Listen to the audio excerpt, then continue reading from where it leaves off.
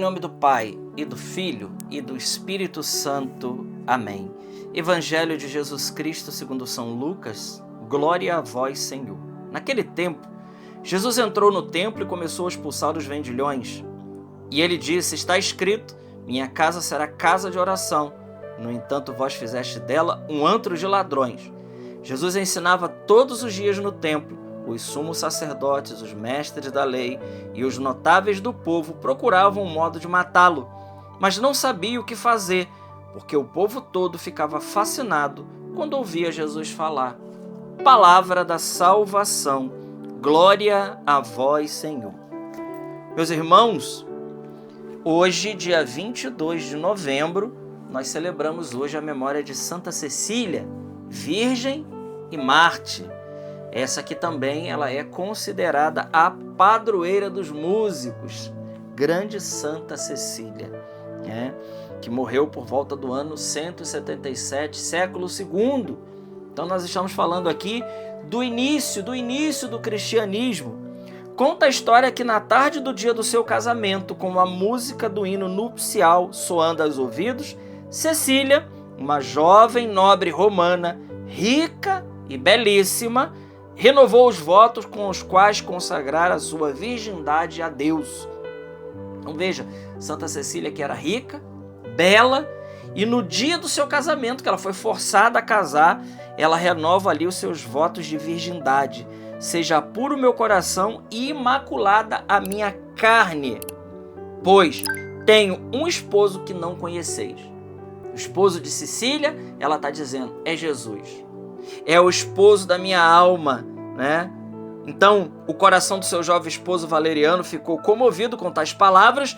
Ele recebe o batismo e em poucos dias, na companhia do irmão Tibúrcio, que ele mesmo conduzira ao conhecimento da fé, selou com o próprio sangue a confissão. Então, o próprio marido que ia casar com ela ali, aquele que estava prometido, se converte os irmãos, se torna um mártir. Eles selam a sua profissão de fé com sangue, né? Recebe também a coroa do martírio. E resta agora apenas quem? Resta apenas Santa Cecília. Não sabeis? Foi a sua resposta às ameaças do prefeito, que sou a noiva do meu Senhor Jesus Cristo. Então ela foi marcada por morrer por asfixia e permaneceu durante um dia e uma noite em um banho de vapores escaldantes, 7 vezes mais quente que o normal. Olha a fúria daqueles que professam Jesus Cristo como Senhor. Então Santa Cecília é condenada a isso. Porém, as chamas não exerciam poder sobre o seu corpo. Não exercia poder nenhum. E nem um único fio de sua cabeça foi sequer chamuscado. Então, aquele que foi enviado para dar cabo e destruir a vida de Santa Cecília, né? O carrasco, com mão trêmula, porque diante da santidade é assim, né? Então ela não morre por causa dos vapores. Colocaram lá 7 vezes mais quente que o normal e nem assim ela morre. Então aquele que vai lá para dar 3 golpes para poder decepar a cabeça dela, permitidos por lei, Santa Cecília ainda permaneceu viva por 2 dias e 2 noites. A santa deitou-se com a cabeça semidecepada. Agora imagina isso, 2 dias e 2 noites, com a cabeça semidecepada sobre o pavimento do banho, com plena consciência e alegremente aguardando a coroa do martírio. Meus irmãos, que grandeza de Santa Cecília. No 3º dia, a agonia chega ao fim e no ano de 177, a Virgem Santa devolveu a Cristo o seu espírito puro. Esses são os santos, meus irmãos, que nós somos chamados a imitar. Esses são os santos que tiveram um amor, caridade por Jesus que ultrapassa todas as realidades. E aqui não tem outra palavra a não ser que isso aqui é algo sobrenatural mesmo. Quem pode ficar com a cabeça decepada, semidecepada, durante 2 dias e 2 noites, sem morrer, e alegremente esperando o martírio? E ela recebe no 3º dia a coroa do martírio? Que coisa espetacular! Assim como fizeram com São Policarpo de Esmirna, que colocaram fogo nele e ele não pegou fogo. Um velhinho de 84 anos, e que lá nas atas do seu martírio ele diz: esse Senhor nunca me fez mal algum, como eu poderia traí-lo? Como eu poderia negá-lo? Olha que coisa extraordinária. E aí então, precisam cortar a cabeça de São Policarpo fora. Assim como fizeram aqui com Santa Cecília. Santa Cecília ainda fica 2 dias e 2 noites com a cabeça semi-decepada, alegremente, consciente. Olha o que o texto diz. Consciente. Aqui eu estou lendo o relato, do martírio de Santa Cecília. Ela fica lá consciente, aguardando o martírio.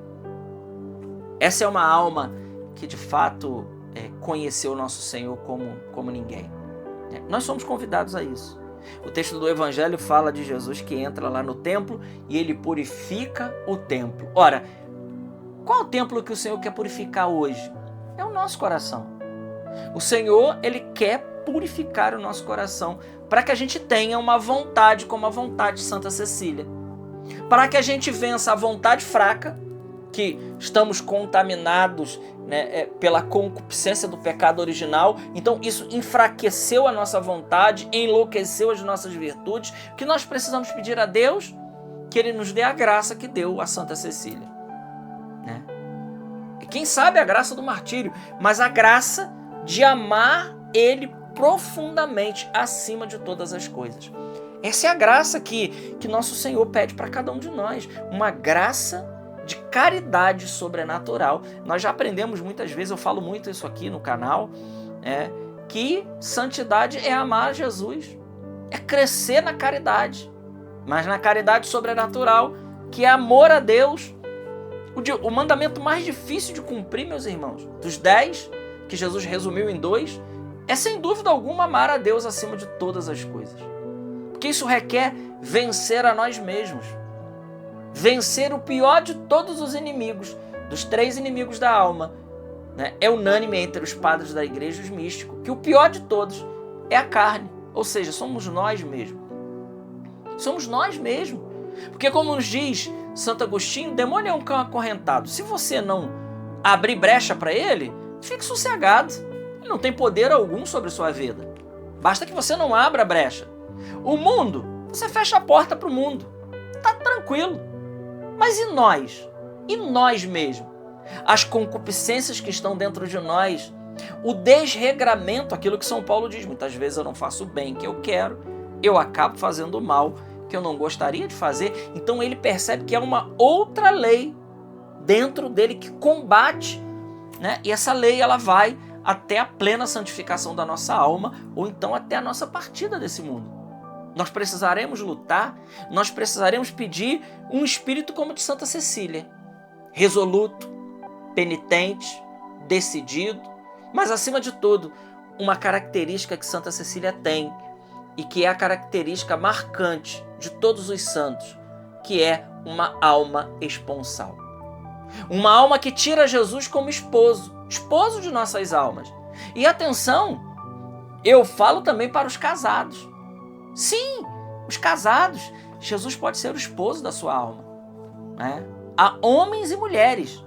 Ele quer ser o esposo das nossas almas. Aquele que a gente desposa como alguém que a gente quer andar com ele todos os dias.